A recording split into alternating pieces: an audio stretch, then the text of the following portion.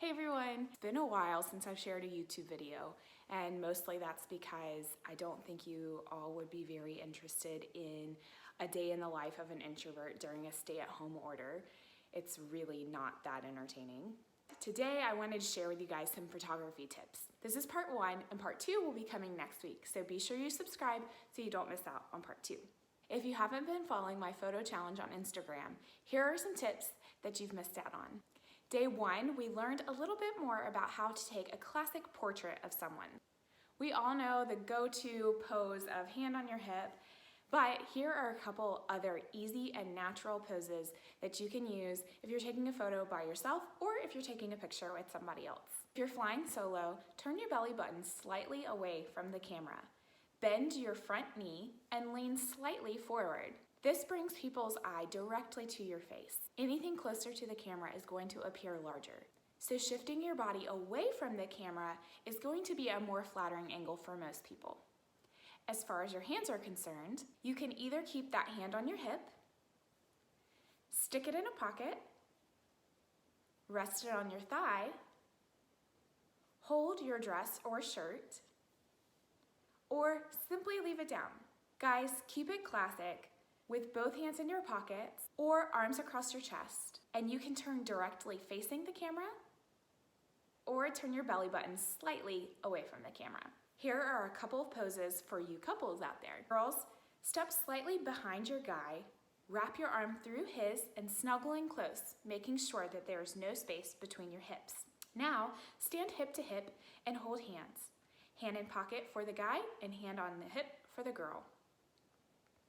Change it up a little bit and the girl can step in slightly, touching hips and hold on to her guy's arm. I know many of you have small children and you're always wanting to capture those moments that seem to fly by, but it can be frustrating trying to get that perfect shot that you have pictured in your head.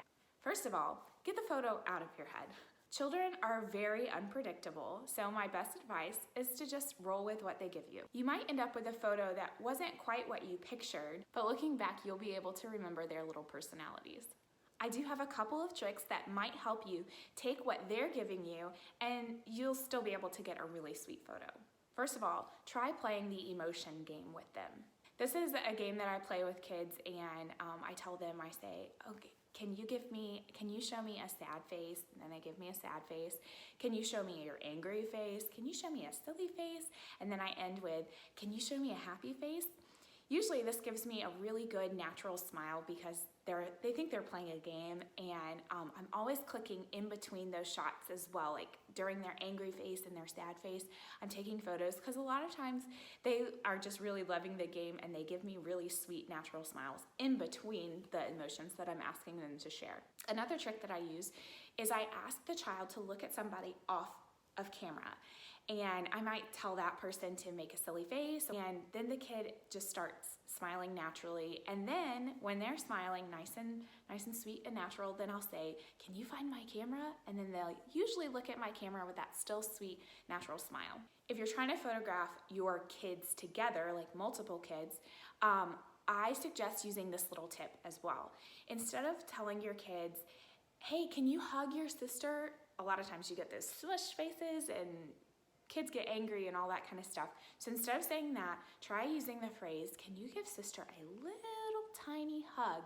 And then they usually just get in just enough so that they're not all smushed and angry and everything like that. So that's my little tip on photographing your kids together. Day 2 was all about those close-up shots. I love detail shots. I think they're so much fun. Phones now are capable of taking really great close-up shots without losing a lot of detail. If you're using a DSLR or a nice camera, here are a couple tips. First thing is a lot of your ability to take a killer close-up photo has a lot to do with the lens that you're using. Macro lenses are designed to give you the best detail and close-up shots because that's what they're designed for. They're designed to focus up nice and close. Creating a good close-up photo has a lot to do with your depth of field or your f-stop. That's the part on your camera that says like f/2 point something, 4 point something, 1 point something. The lower this number is, the better your depth of field is. or the ability to have that nice blurry background. Each lens has a different range for this, so not all lenses can go down to 1 point something. If you're shopping for a new lens, I always suggest trying to get a lens that can go down really low. The problem is the lower the f-stop goes, usually the more expensive the lens is. Day 3, we shared photos of our morning skies. I'm sure you've heard people talk about the golden hour. And the golden hour is simply just the hour after the sun rises and the hour before the sun sets. During these times, the sun is sitting nice and low in the sky, and so it gives this really pretty golden glow, hence the golden hour.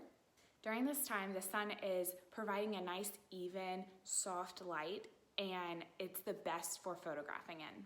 If the sun is sitting too high in the sky, it can create harsh shadows on your face. It can make you have squinty eyes, and it can make it hard to find some shade to photograph in. During the golden hour, you can place the sun behind your subject, and that's what creates that really cool backlighting, and can only be achieved when the sun is behind you, not above or in front of you. Day 4, I explained why photographers love shooting with high angles. The main reason why I love it is because it's an all-around flattering angle for everyone. It draws the eye directly to the face, and it's the best angle if you're wanting to avoid a double chin or a nostril shot. Anything that is closest to the camera is going to make it look bigger. So holding the camera down low is going to accentuate your body, but holding it up will accentuate your face more, which is closest to the camera. High angles are also great for eliminating distractions in the background. Day 5 was definitely more of a challenge because you had to get 2 photos instead of just 1. I love this challenge because I got to share some tips with you all about how to shoot in harsh, not golden hour light. Ideally, you always want that nice golden hour light because it's the softest, it's the most even, and it just provides the best looking photos. But sometimes you can't help what time of day you're taking a photo. If you're at the park with your kids, or if you're at a wedding and you want a picture with your wedding date or with the bride and groom, you can't always pick what time of day that is. And so here's a little trick on how to get the best photo even when the sun is really high in the sky. When taking a photo in harsh lighting, you always want your shadow to be directly in front of you. That is placing the sun as best behind you as possible. Then you'll have your photographer, whoever's taking your photo, stand in front of your shadow. This is going to help avoid those harsh shadows on your face as much as possible. Day 6 was the classic black and white photo.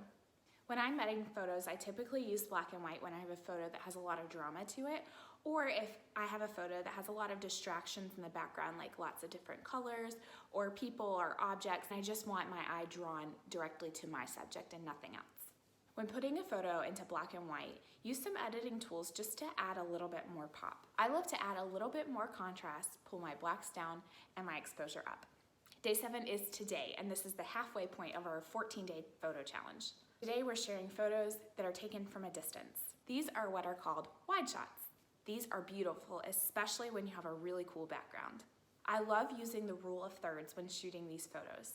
Imagine your photo being split into 3 parts: top, middle, and bottom. Try putting your subject only in the bottom third of your frame, and the middle and the top being all about the area that's around them. You can also split your photo left, middle, and right, and put your subject either in the left or in the right. I hope you guys have enjoyed this photo challenge, and this is something that you can look forward to every day. I also hope you've learned a little bit more about photography. Whether you're just wanting to take better photos on your iPhone, or if you have a nicer camera and you're looking to just broaden your horizons as a hobby, or taking it to the next step and using it to make a little bit of money. Be on the lookout for 7 more days of challenges and tips. Be sure to follow me on Instagram at Jacqueline Reeve Photography so you don't miss out on anything.